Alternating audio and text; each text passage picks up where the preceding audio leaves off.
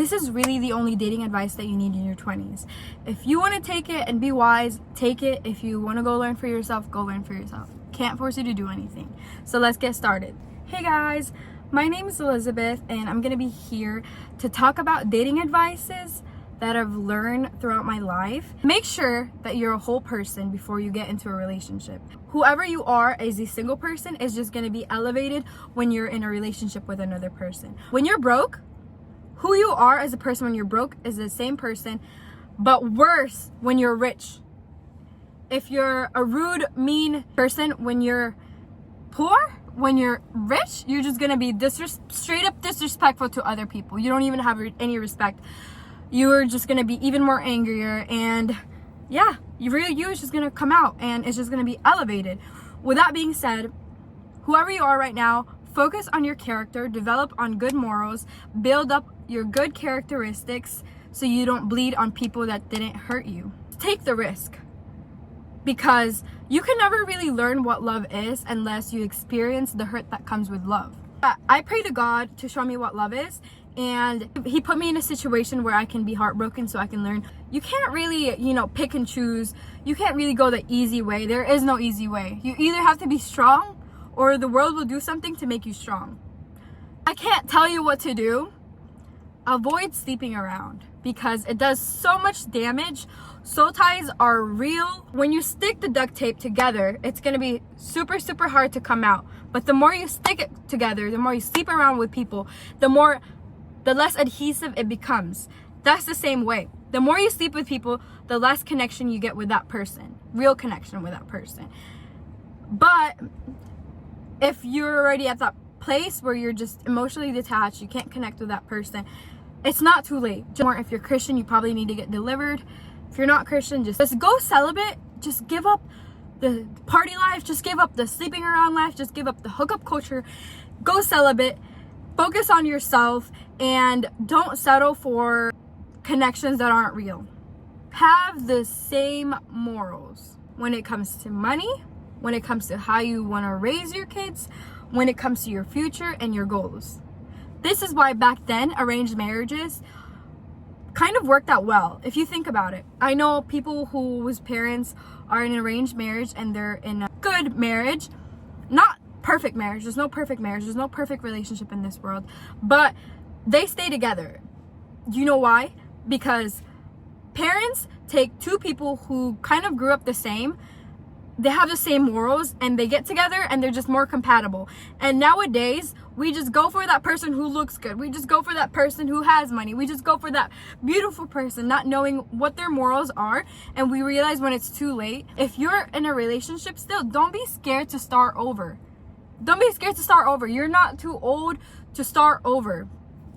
If you're not married, get out of that relationship and develop yourself. Let's bring back arranged marriage. Heal from your childhood trauma. Who we are is our childhood trauma. How we react to circumstances in life is from our childhood trauma. How we soothe ourselves is from our childhood trauma. We need to know how we're affected by our childhood trauma so we can learn from it and heal from it. And the first thing you need to do is be aware of it. Find things that trigger you. For instance, for me, I have really, really bad abandonment issues. I'm really clingy. And whenever I get triggered, I think back to the first time I felt like that. And I realize this isn't the person. This isn't the person. This is the feeling that I'm getting from it. And I need to heal it internally because it's not good. Because you're going to bleed on that person that didn't even hurt you because you didn't deal with your childhood traumas. You'll be more aware of emotional intelligence and you could see where you're coming from as a person, but you'll also see how your person is, how your relationship, how your partner is. You'll see where your partner is coming from. And remember that trauma is not really what happens to you. Trauma is the conclusion of what happens in the inside of you based off what happens to you. Let's say, for instance, you got adopted and your family gave you up for adoption. Your mom probably gave you up for adoption because she loves you very, very, very much, but she just couldn't support you financially. So out of love, she gives you to someone who can support you.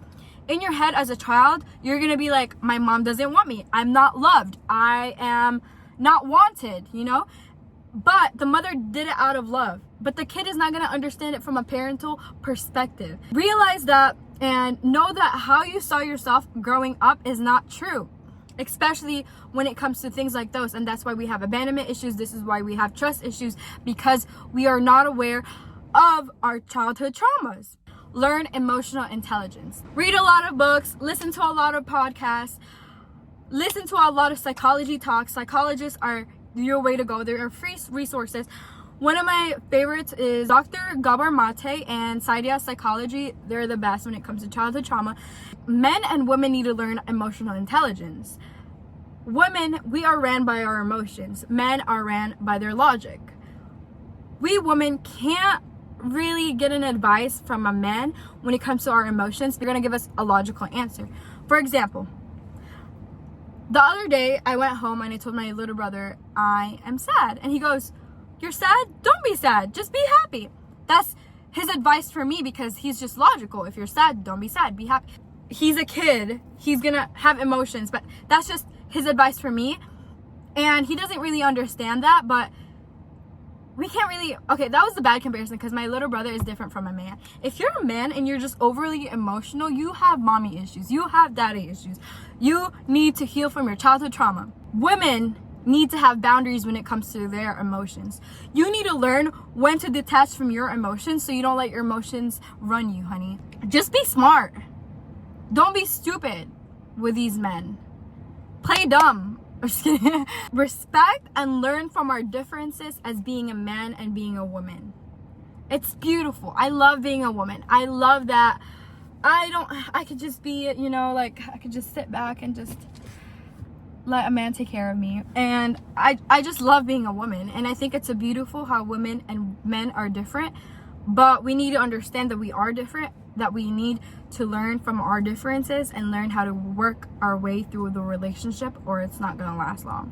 You need friends, because in order for you to have a healthy boyfriend relationship, you need to have a healthy woman relationships. I didn't learn this until recently. Me and one of my really good friends that I met from school, we're doing nursing together. We planned on a beach trip together, and we planned on leaving around 8 a.m. and she ended up coming at 11. And when she picked me up and we were talking about it when we got back to the hotel that we were staying at, she told me that she thought that I was going to be mad at her because she was late. And I was telling her, I'm going to be honest with you. If this was my ex, I would have snapped at him. I would have been like, why did you leave this late? We planned on leaving this late. Why? And just literally picked an argument. But then it was her. And I told her, me doing that literally taught me what it means to have respect for the person, and how much I realized how much I've disrespected the partner that I was in before. You get too comfortable with people and you realize, and you don't even realize that you start disrespecting them because you get too comfortable. And that's something that I don't really like, but I did it. So it's something that I've learned from it, and I'm working on it. And also, it's not healthy that you're hanging out with your boyfriend every day.